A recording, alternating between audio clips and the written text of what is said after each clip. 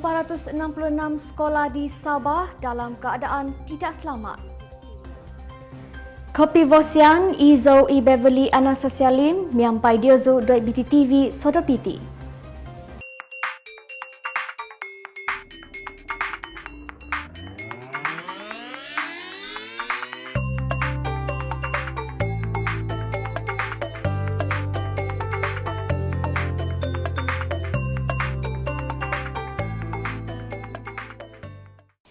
Sebanyak 466 buah sekolah di seluruh Sabah berada dalam keadaan tidak selamat untuk digunakan mengikut analisis skor grade impak yang dijalankan Kementerian Pendidikan.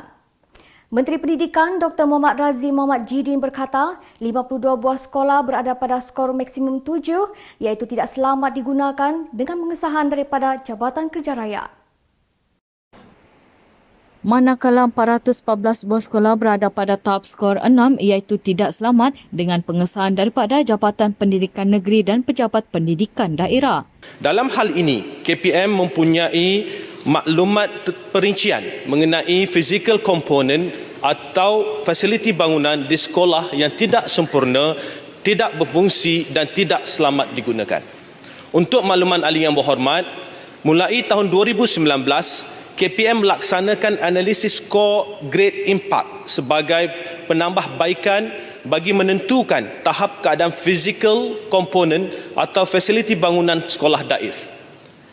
Skor ini mempunyai 7 tahap di mana tahap 6 adalah bangunan yang tidak selamat dengan pengesahan daripada JPN dan PPD, manakala tahap 7 adalah bangunan yang tidak selamat dengan pengesahan daripada Jabatan Kerja Raya JKR. Melalui penilaian ini, KPM dapat menentukan keutamaan untuk melaksanakan projek pembangunan semula atau menaik taraf bangunan sekolah yang tidak selamat digunakan.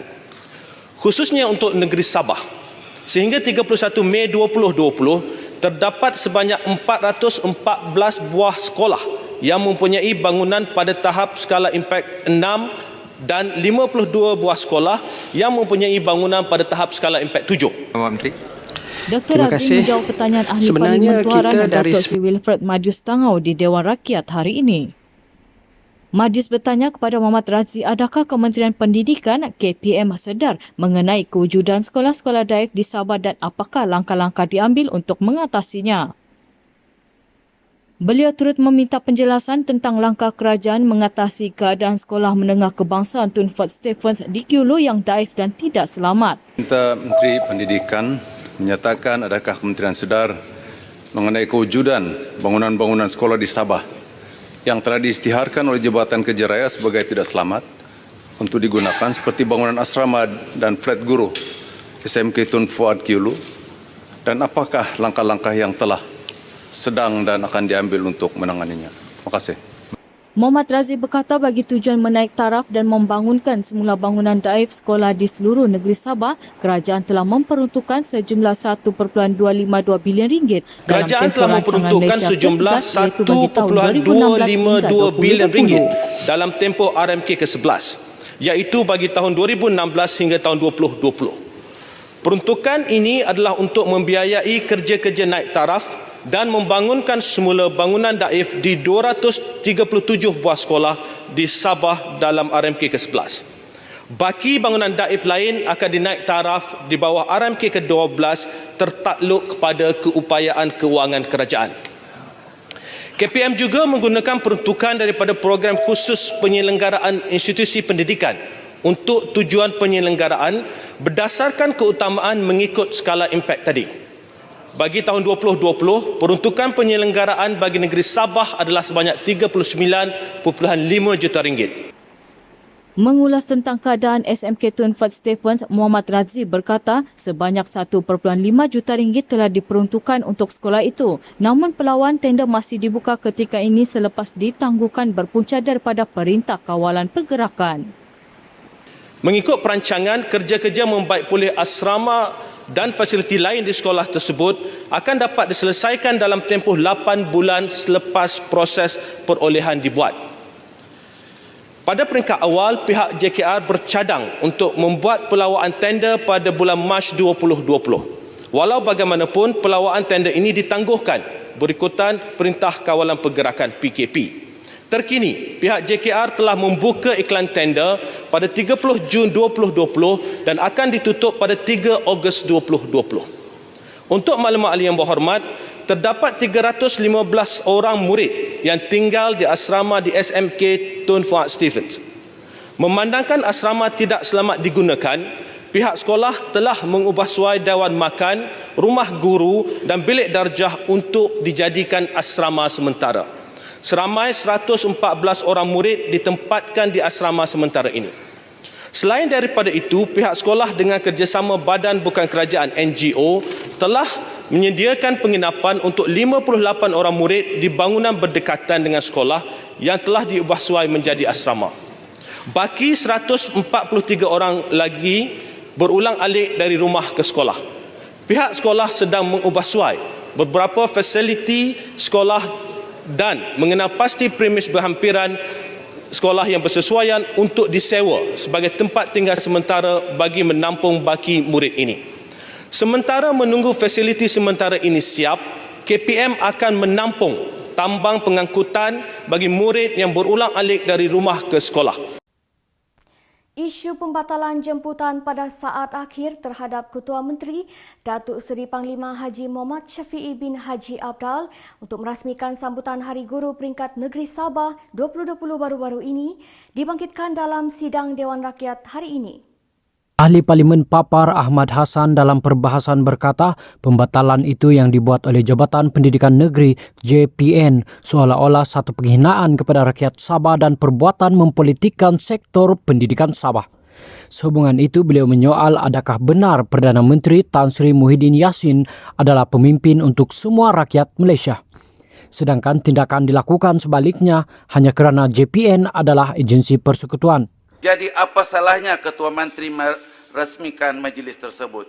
Kalau memang sudah tidak mahu Ketua Menteri merasmikan majlis tersebut, janganlah beliau dijemput supaya rakyat Sabah tidak terasa terhina kerana pemimpin mereka dibuat begini. Ini sudah bertentangan dengan kenyataan Perdana Menteri bahawa beliau... Sekejap. Habiskan dulu.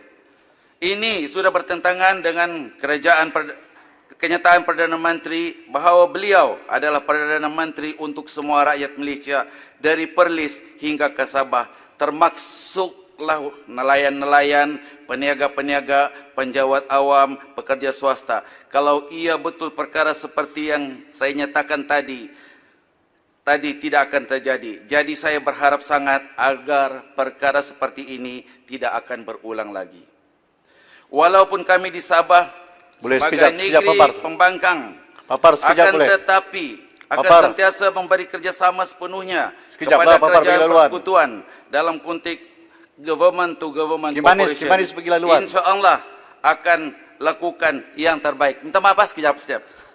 Ahmad berkata demikian ketika perbahasan usul titah ucapan yang di Pertuan Agong di Dewan Rakyat hari ini. Menurut Ahmad, Kerajaan Sabah telah melakukan banyak perkara untuk membantu pembangunan sektor pendidikan negeri termasuk peruntukan-peruntukan kepada sekolah. Justru layanan seperti itu terhadap Ketua Menteri tidak sepatutnya berlaku. Tegasnya, jika Perdana Menteri mahu melonjakkan sektor pendidikan negeri seperti yang disebutkan beliau sebelum ini, pendidikan tidak sepatutnya dipolitikkan kerana akan memberi kesan kepada tenaga pengajar dan para murid. Perdana Menteri kita sekarang ini berjanji dan berusaha untuk melonjakkan kualiti pendidikan negara. Dengan pengalaman beliau selama 6 tahun sebagai Menteri Pendidikan, saya yakin dan percaya pengurusan melibatkan pendidikan terutamanya di negeri Sabah akan dapat diutamakan. Baru-baru ini kami rakyat Sabah dikejutkan apabila jemputan kepada Ketua Menteri Sabah untuk merasmikan sambutan Hari Guru Peringkat Negeri Sabah tahun 2020 dibatalkan oleh Jabatan Pendidikan di saat-saat akhir. Kita paham dan tahu bahawa Jabatan Pendidikan merupakan jabatan di bawah kerajaan persekutuan. Apakah sebenarnya motif ini? Apakah ini satu kaedah baru dalam mempolitikkan isu pendidikan di negeri Sabah? Ini seolah-olah menghina orang Sabah. Tindakan seperti ini telah melampaui batas permainan politik yang menjadi mangsa ialah tenaga pengajar dan kemungkinan juga para pelajar. Kerajaan Sabah membenarkan 6 lagi operasi bermula semalam. Ketua Menteri Datuk Seri Panglima Haji Muhammad Syafiee bin Haji Abdal berkata ketetapan itu diambil sejajar keputusan yang dibuat di peringkat persekutuan pada 10 Julai lalu. Operasi yang dibenarkan itu ialah arkid permainan, taman hiburan dalaman, hiburan pendidikan, gimnasium permainan kanak-kanak, hiburan permainan berasaskan peralatan mesin hiburan teknologi dan pusat karaoke keluarga. Menerusi kenyataan medianya hari ini, Ketua Menteri berkata waktu operasi perniagaan hendaklah dijalankan seperti biasa tertakluk kepada prosedur operasi standard SOP Kementerian Kesihatan, pihak berkuasa tempatan dan pihak yang berwajib. Kerajaan turut mengingatkan rakyat Sabah terutama pengguna premis atau aktiviti yang dibenarkan untuk terus mengamalkan penjarakan sosial, memakai pelitup muka dan menggunakan pening sanitasi tangan dalam semua urusan serta aktiviti yang dibenarkan. Ia bagi memastikan keselamatan diri, keluarga dan komuniti bagi membendung penularan wabak COVID-19. Undang-undang kecil pengurusan sisa buangan di Penampang akan digubal. Kementerian Undang-Undang dan Hal Ehwal Anak Negeri sedang melihat keperluan untuk menggubal Undang-Undang Kecil Pengurusan Sisa Buangan di daerah Penampang seiring dengan pelaksanaan kempen 3R yang telah dilancarkan sebelum ini. Kempen 3R ialah mengurangkan, mengguna semula dan kitar semula. Pembantu Menteri Undang-Undang dan Hal Ehwal Anak Negeri Jenny Lasimbang berkata penggubalan undang-undang itu akan membolehkan usaha melaksana pengasingan sisa buangan dapat diurus dengan baik. Jenny yang juga ahli Dewan Undangan Negeri Kapayan berkata perkara itu adalah fokusnya tahun ini. Mengulas lanjut, Jenny berkata pelaksanaan undang-undang sebegitu telah dikuatkuasakan di Pulau Pinang di mana ia bermula dengan kempen kesedaran. We haven't done that, tapi saya harap dalam tahun ini kita akan membuat satu perbincangan yang rapi ataupun yang berjaya lah untuk membuat satu undang-undang kecil ataupun bylaw yang apabila ada bylaw ini saya harap majlis daerah boleh buatlah ataupun memberi satu lori ataupun tempat yang mengangkat yang tempat simpan yang sesuai lah dia berasingan. Tidak guna kita asing tapi dia tidak ada tempat yang sesuai. Beliau ditemui selepas majlis penyampaian bantuan kepada 65 penjajah tamu terjejas banjir di kawasan Dun Kapayan di Buhavan Square Donggongon siang tadi. Dalam perkembangan lain, Jenny berkata usaha menambah baik persekitaran tapak tamu Sangadau Donggongon sedang giat dijalankan demi keselesaan peniaga dan pengunjung. Selain menaik taraf tapak tamu, pihaknya turut menyediakan bekalan tenaga solar untuk penjajah yang berniaga sehingga waktu malam di tapak tamu itu. Company yang telah sebelum ini juga memberi projek, membantu saya selalu dari segi projek itu, mereka memang ada pengalaman lah untuk membuat solar di seluruh kawasan saya di Kapayan dan tidaklah besar ongkos itu. Dia basically is safe kan sebab you don't have to worry about you don't have to worry about the flood lah. Dia akan ditaruh di roof ataupun satu di lantai pertama dekat office saya dan boleh dijagalah di sana dan Mengenai bantuan kepada penjajah tamu, Jenny berharap ia dapat membantu meringankan sedikit bebanan dan merangsang ekonomi golongan terjejas akibat banjir. Sementara itu, keprihatinan kerajaan membantu penjajah yang terjejas teruk akibat banjir yang berlaku bulan lalu amat dihargai penjajah.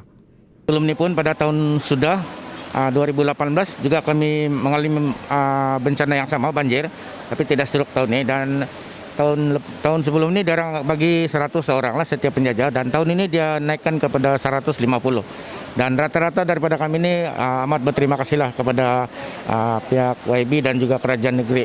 Dalam majlis itu, Jenny turut menyerahkan bantuan pelitup muka dan pensanitasi tangan kepada wakil 8 buah sekolah di Dun Kapayan dan kawasan Penampang. Kawan Ba adalah platform yang boleh memberikan sokongan emosi dan psikologi kepada belia yang berdepan masalah dalam kehidupan. Kawan Bah menyediakan talian K-Line untuk membolehkan belia meluahkan permasalahan mereka dengan menghubungi 012-775-3020 pada setiap masa 24 jam sehari. Ia hasil inisiatif Good Shepherd Services. Ia dilancarkan Menteri Belia dan Sukan Pung Jinze siang tadi. So ini adalah satu perkhidmatan yang cukup baik untuk memberi counselling kepada belia-belia yang memerlukan bantuan dan juga memerlukan orang untuk dengar dan juga untuk memahami masalah-masalah yang mereka hadapi.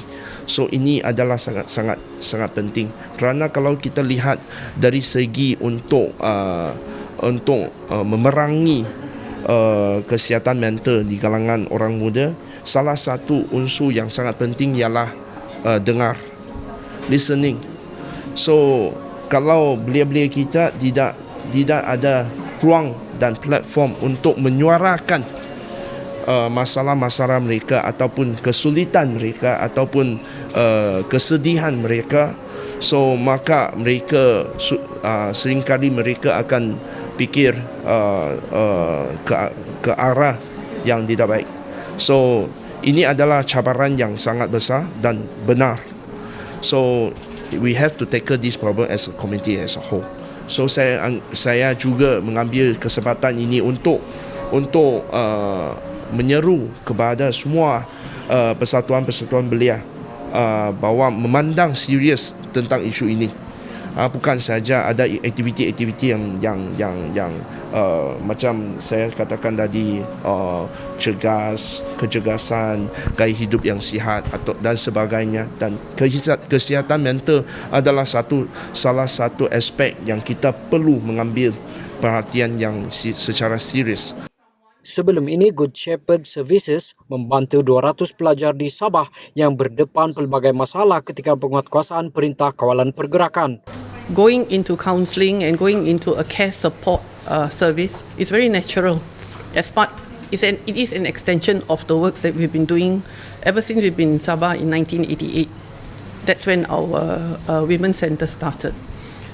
So with the MCO, we were working with students who were stranded in KK. Okay, there were like about 200 of them who couldn't go back to their villages because there wasn't just any transportation. And nobody expected the MCO to extend, for such long periods. And they were desperate. They were running low on cash. They didn't have food. They didn't have money to pay rental. They didn't have friends whom they could hang out with. So we came in as a support for them, and we provided food supplies. And other from food supplies, we also did what we call a cluster counselling support. That means we grouped them into clusters, and we used Google Meet, new technologies, for them to meet one another online and to know that they are not alone. So Kawan Bah is an extension of the experience that we had during the MCO. Ini kerana aspek kesihatan mental adalah penting ketika mengharungi kehidupan seharian. Yeah, and mental health is always seen as negative. Yeah, because when you talk about mental health, immediately I think what draws to mind is that something must be wrong with you, But not necessarily. Yeah, mental health is about the health of the mind. Yeah, and it could be sometimes that people just want an opinion, or they just want someone to listen to them. Yeah, and not necessarily it's because I have a problem that I call the line. Yeah, and that's not what the line is all about.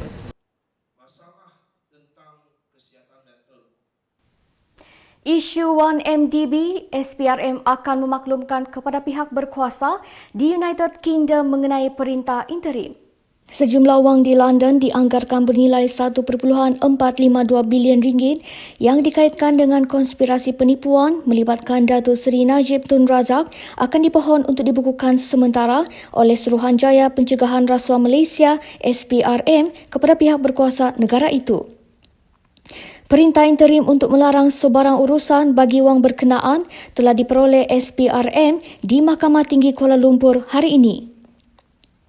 Hakim Muhammad Nazlan Muhammad Ghazali membenarkan permohonan SPRM yang dibuat mengikut Seksyen 53 Akta Pencegahan Pengubahan Wang Haram, Pencegahan Pembiayaan Keganasan dan Hasil daripada Aktiviti Haram 2001.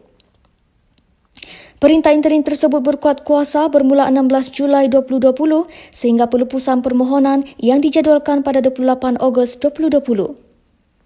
Sehubungan itu, SPRM akan melanjutkan perintah interim ini kepada pihak berkuasa di United Kingdom melalui Mutual Legal Assistance atau MLA untuk harta tersebut dibekukan sementara menunggu pelepasan permohonan tersebut. Hasil siasatan, SPRM mempercayai bahawa wang tersebut mempunyai kaitan dengan konspirasi penipuan yang antaranya melibatkan bekas Perdana Menteri Datuk Seri Najib Razak, Ketua Pegawai Eksekutif Petro Saudi Tareq Obaid, Ahli Perniagaan Loh Teck Jo atau Jolo serta individu-individu berkaitan terhadap Wan Malaysia Development Berhad dan anak-anak syarikatnya. SPRM sebagai peneraju inisiatif ini telah menjalankan usaha sama dengan Jabatan Peguam Negara, Pusat Pencegahan Jenayah Kewangan Nasional, Bank Negara Malaysia dibantu oleh Agensi Penguatkuasa Undang-Undang Antarabangsa. Ia melibatkan National Crime Agency, International Anti-Corruption Coordination Centre dari United Kingdom, Federal Bureau of Investigation FBI, Jabatan Kehakiman Amerika Syarikat serta Agensi Penguatkuasaan Undang-Undang Switzerland. Seorang penjawat awam mengaku tidak bersalah atas pertuduhan mendapatkan suapan sebanyak RM16,000 dengan menggunakan jawatannya di Mahkamah Khas Rasuah Tawau hari ini. Tertuduh Imran Bakalana 54 membuat pengakuan itu selepas pertuduhan terhadapnya dibaca di hadapan Hakim Abu Bakar Manat. Mengikut kertas pertuduhan, tertuduh melakukan kesalahan itu pada 2 November 2015 di Pejabat Unit Kewangan Hospital Sempurna ketika bertugas sebagai pembantu tadbir kanan kewangan di Hospital Sempurna. Tertuduh telah menggunakan jawatannya untuk mendapatkan suapan itu dengan meluluskan pesanan kerajaan bagi kerja penyelenggaraan kuartus rumah berjumlah RM19,800 kepada syarikat Syarizman Jaya Development pada 2 November 2015. Bagaimanapun, kerja-kerja itu dilaksanakan sendiri oleh tertuduh. Sehubungan itu, tertuduh telah melakukan kesalahan mengikut Seksyen 23-1 Akta Suruhanjaya Pencegahan Rasuah Malaysia SPRM 2009. Kesalahan itu boleh dihukum mengikut Seksyen 24 Akta yang sama. Jika sabit kesalahan, tertuduh boleh dihukum penjara tidak lebih 20 tahun atau denda RM10,000 atau 5 kali ganda daripada nilai suapan mengikut mana yang lebih tinggi. Abu Bakar membenarkan tertuduh dijamin sebanyak RM10,000 dengan deposit RM4,000 bersama seorang penjamin tempatan. Tertuduh diarang melaporkan diri ke pejabat SPRM Tawau setiap 2 bulan sekali selain pasport antarabangsa diserahkan kepada mahkamah. Pendakwaan dikendalikan oleh pegawai pendakwa Clementine Severinius manakala tertuduh diwakili Peguam Darmin Achok. Mahkamah menetapkan 4 September sebagai tarikh sebutan semula kes dan penyerahan dokumen. Di mahkamah sama, sepasang suami isteri mengaku tidak bersalah atas 6 pertuduhan menggunakan dokumen palsu untuk mendapatkan tender menyewa dan mengurus kantin sekolah. Tertuduh Barmawati Hasan 38 dan Muhammad Endra Abdul Sarakal 39 membuat pengakuan itu selepas pertuduhan dibaca di hadapan Hakim Abu Bakar Manat. Mengikut kertas pertuduhan, pasangan itu dengan niat bersama menggunakan penyata akaun semasa Maybank Islamic atas nama syarikat IPAH Corporation bertarikh 31 Oktober 2016 yang mana tertuduh mempunyai sebab untuk mempercayai bahawa dokumen itu adalah palsu. Mereka dituduh melakukan kesalahan itu pada 25 Januari 2017 di Pejabat Pendidikan Daerah Sempurna. Pasangan itu juga dituduh pada tarikh yang sama dengan curangnya menggunakan sijil akaun pendaftaran syarikat dan sijil akuan syarikat pendaftaran Bumi Putra atas nama syarikat IPAH Corporation yang mana tertuduh mempunyai sebab untuk mempercayai bahawa dokumen itu adalah palsu. Semua dokumen itu digunakan untuk tujuan menipu bagi mendapatkan tender menyewa dan menguruskan kantin sekolah kebangsaan gelam-gelam sempurna untuk tempoh 2 tahun mulai 1 Februari 2017 hingga 31 Januari 2019. Sehubungan itu, kedua-dua tertuduh melakukan kesalahan mengikut Seksyen 471 Kanun Keseksaan yang boleh dihukum mengikut Seksyen 468 Kanun yang sama. Jika sabit kesalahan, tertuduh boleh dikenakan hukuman penjara sehingga 7 tahun dan denda. Kedua-dua tertuduh dibenarkan ikat jamin RM10,000 seorang dengan deposit RM3,000. Mereka juga diarah melaporkan diri ke pejabat SPRM Tawau setiap 2 bulan sekali selain pasport antarabangsa diserahkan kepada mahkamah. Pendakwaan dikendalikan pegawai pendakwa Clementine Severinus manakala tertuduh tidak diwakili peguam. 4 September ditetapkan sebagai tarikh sebutan semula kes.